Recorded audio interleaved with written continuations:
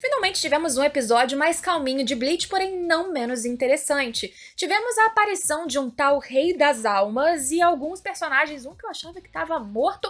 Enfim, muitas coisas importantes num período de recuperação depois do caos absoluto, morte desenfreada e muita loucura que já tinha acontecido nos 7 primeiros episódios. Oi, eu sou a Gabi Xavier e hoje tô aqui para comentar o episódio 8 de Bleach. Eu sempre volto semanalmente enquanto vocês quiserem me apoiarem e já deixo aqui o meu muito obrigada. É a primeira vez que eu tô tendo um contato mais direto e maior com a comunidade de Bleach e vocês estão sendo super pacientes. Se você caiu aqui do nada, é o seguinte, eu como grande parte do público comum assisti Bleach há muitos anos atrás, não continuei assistindo, diferente de outros canais de especialistas, como vocês sempre indicam o Bleach Brasil, eu não sei o que vai acontecer. Eventualmente esqueço o nome aqui, pronuncio errado vários deles, mas tô aqui curtindo por nostalgia e cada vez mais feliz por essa experiência maravilhosa que tá sendo revisitar Bleach, porém com fatos completamente inéditos.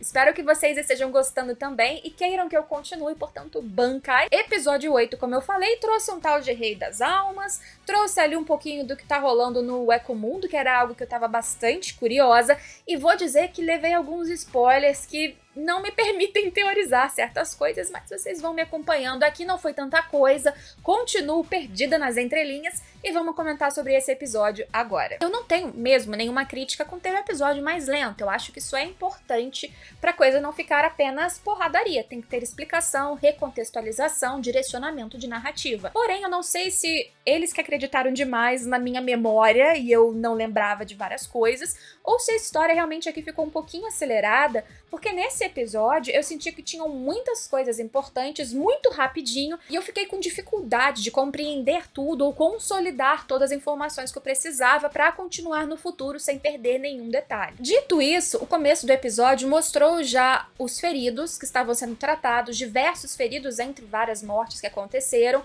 e ele justamente no campo de batalha, do que restou do campo de batalha, pegando os corpos dos feridos e falando: deixem os mortos para trás, depois a gente cuida disso, porque por agora a gente precisa salvar quem ainda tem chance de ser salvo. Entre esses feridos tinham o Ichigo, que apesar disso eu acho que estava mais moralmente ferido do que fisicamente prejudicado, porque ele se sentiu incapaz, inútil. Apesar do rei ter ido embora, a gente não pode dizer que ele venceu. Mais do que isso, a sua Zanpakuto, ela quebrou e pelo visto ele perdeu a sua Bankai. Fica implícito no anime que, quer dizer, é dito literalmente no anime que ele pode recriá-la de outra maneira, jamais igual, mas que aquilo vai depender dele, da sua energia espiritual, da sua vontade e de mecanismos que ainda devem ser explicados mais pra frente. Aparentemente, o que ele tinha não volta mais. Eu não sei se vai ter alguma reversão, o que é interessante porque ele não podia ter a Bankai capturada, mas de certa maneira ele perdeu sim num outro mecanismo. E aí me chamou a atenção um outro detalhe no episódio, isso eu consegui pegar, que foi a Unohana, que é uma das capitães da Gotei 13, que ela ficou na divisão 4,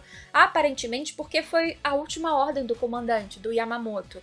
Eu imagino que, pelas habilidades de cura, ela fosse mesmo importante para receber os diversos feridos em estado grave, só que, no flashback, como vocês bem apontaram pra mim no episódio passado, em que a gente viu o primeiro grupo dessa Gotei 13, ela parecia mortalmente perigosa. Cheia de sangue na frente, é dito inclusive que essa versão, a primeira versão, era muito mais mortal e assassina, e ela tava lá, cheia de força, sangue nos olhos, e agora ela tá imóvel, olhando pro horizonte, talvez com arrependimentos, talvez com alguma mágoa. Difícil ler essa personagem nas entrelinhas, sem saber qual era o motivo dessa ordem, para além de cuidar dos feridos. Será que Yamamoto meramente acreditava que precisava de alguém com essas habilidades ali? Será que ele previu que alguém muito importante precisaria de cuidados? É difícil imaginar porque parte dessas pessoas, 3 dessas pessoas que precisavam muito de cuidados para se recuperarem e chegarem novamente nas habilidades anteriores que tinham, elas foram para outro local, como acontece mais à frente. Só que antes disso, eu queria comentar sobre os personagens que eu achava que tinham ido e não foram. Eu sempre fico um pouco assim, me sentindo traída quando uma história apresenta possíveis mortes extremamente impactantes e a pessoa volta do nada e fica tudo bem. Não foi exatamente um retorno do nada, e eu acho que a história já teve seu impacto suficiente com tantos figurantes ou pessoas menos importantes morrendo, não necessariamente precisávamos de um Byakuya, por exemplo, morrendo. Mas eu tinha achado poético morrer pela sua própria Bankai, morrer inclusive abaixando a bola, né, sendo mais humilde pelo menos para se preocupar com a própria Rukia, com a Soul Society, admitindo ali a importância do Ichigo nos seus momentos, instantes finais, o contraste das pétalas de Sakura com seu sangue no momento que seria o golpe derradeiro que levaria à sua morte. Tudo isso pra mim era interessante, tá? Então eu acharia bom, embora triste e terrível, se ele morresse. Não morreu.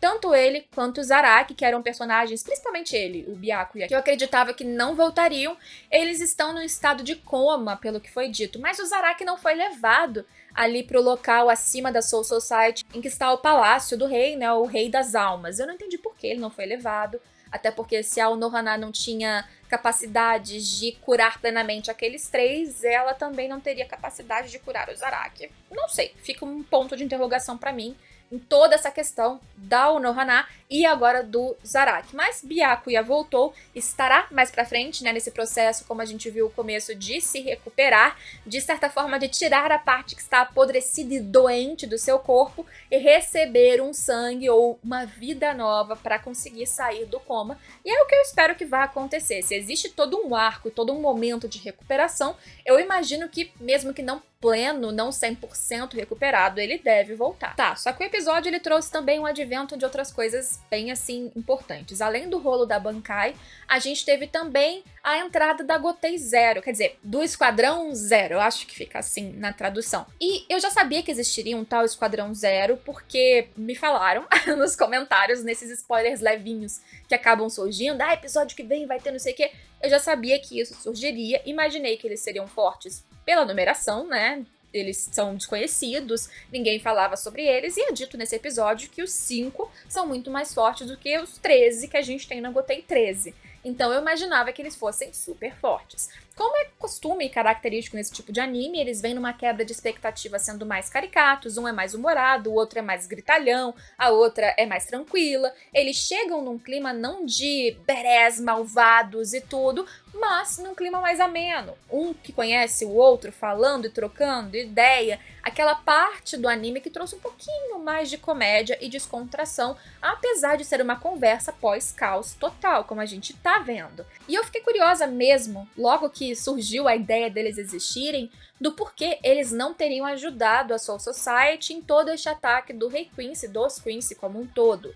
E pelo que é dito, porque isso é questionado inclusive neste episódio, eles são ligados exclusivamente à proteção do Palácio Real, do Rei das Almas, e que rola nessa dimensão que fica acima, pelo que eu entendi, da Soul Society. Local em que inclusive o Aizen estava tentando chegar, o próprio Ichigo verbaliza isso e é confirmado. E a função de defender o Sereitei era da Gotei 13. E até jogado assim, um shade assim, na cara deles de que não defenderam, portanto não é culpa desses 5 que estes 13 tenham sido ineficientes. O que eu acho injusto.